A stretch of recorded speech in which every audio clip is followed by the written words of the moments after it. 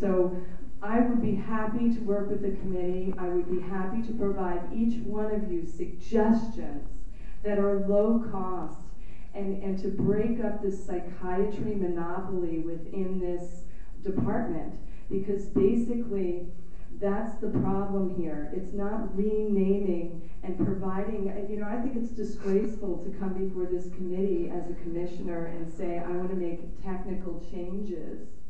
We need more than technical changes. We need reforms.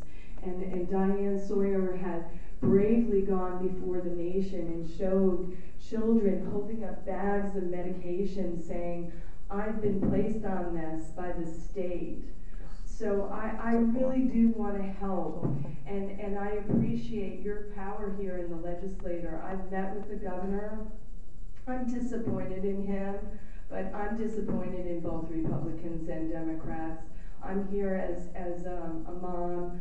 I have 2 boys, and there is moms and dads that don't have a voice here. I want to be their voice. I want to help the state save money, but I want to help the state protect children in state care. So, and then while I'm here, I do want to raise my voice regarding other bills. I never really prepare my testimony, but you know what? Senate Bill number 156, sibling visitation rights, that's a no-brainer. I support that.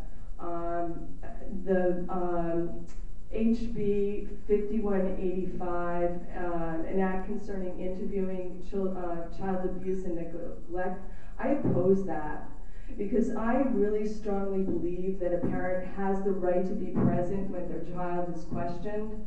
So that scares me, that bill. The foster parent bill of rights, I support that, 5186, absolutely. So I'm willing to work with the committee. I'd like to send you some testimony privately, and thank you for your time. Thank you, Sheila. Thank you for all your testimony on the legislation, and you raised some significant concerns. Are there any questions? Representative Nishinsky. Thanks for coming in. And I did want to ask you, in the rare occasion when the parent is actually the source of the child's abuse, would it not be best to interview them separately? For example, you must be familiar with the case where the child just escaped from the house, ran down the street barefoot, had been kept in the basement without food or toileting for months and months, and was pretty much skeletal. This was the 2 parents did this child. It would not be appropriate, I don't think, in that case to have the parent who obviously intimidated this child enough that she didn't try to escape until she was almost dead. I think it would be inappropriate in that case to have them both in the same room. The child is not going to testify under the threat of that parent. Well, I assume that there's evidence through a police report. I assume that the parents are being charged under a criminal statute. So you're going to have a child go and provide data for the trial? Or are you going to, how old was that child? I believe she was 14. Yeah, I'm sure the parents had the police there, and they're already in custody, and they're already being charged with something, right? So why would you need the child the evidence was her running down the street, correct? Well, in that case it was, but I'm just saying that on occasion, the committee has heard about cases where one of the parents actually was inflicting harm on the child, and in that type of case, it's really dangerous to put the 2 together. You're going to get testimony that never emerges. Well, that's a specific case, and I just am strongly support informed consent, and I believe that DCF's record is horrible regarding taking children without due process. That's right. So, you know, giving them more power to do that concerns me a great deal. And another one piece that was, a lot of people mentioned up here was this mandated reporting. Under HB 5217 in section D, this is exactly what I'm talking about. It says, any mandated reporter as defined in subsection B of this section who fails to report to the Commissioner of Children and Family Services pursuant to section 7A 101A shall be required to participate in an educational training program established by the Commissioner.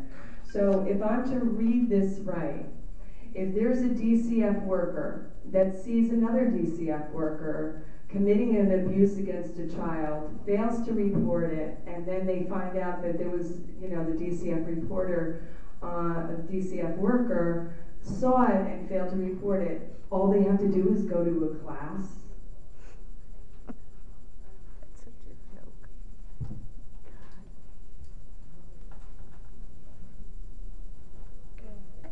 You have nothing to say about that, huh? Throw them in jail. That concerns me. I would strike that Throw language their butts in completely. jail. It has been struck. That's what the brackets mean. Oh, okay, thanks.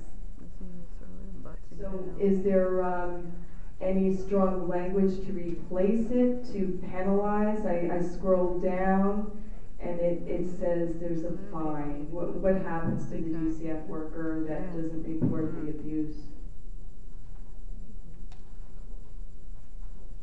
The bill's a little confused. Sheila, I understand, because our bills are written where we're making certain changes, so what you're not seeing is the whole statute before you. You're just seeing bits and pieces, if you will.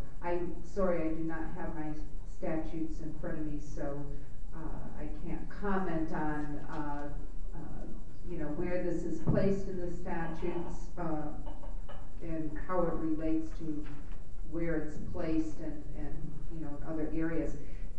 You know, here in Connecticut, I always find it's a little frustrating sometimes because, you know, when we deal with this legislation, we write our statutes, you know, extremely technical and there's no intent and that sort of thing that we write into, you know, our statutory language. So, you know, at this point, certainly we would have to look at the statutes and see how or where this will be placed.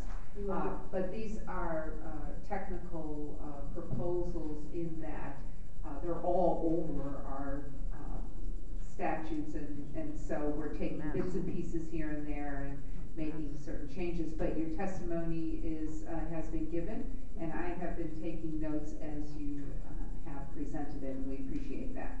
And one other suggestion is to mandate the MedWatch reporting system within this bill, and make sure that DCF workers, anybody involved with children, knows what the MedWatch reporting system is, and that I think would be vital. So I think this bill, a technical bill, I oppose it, but I thank you so much, and if you could keep an eye on that language for, you know, the failure to report and consequences, I'd greatly appreciate it. Absolutely, we're very concerned here with that. Thank you so much. Okay, have a great night. You too.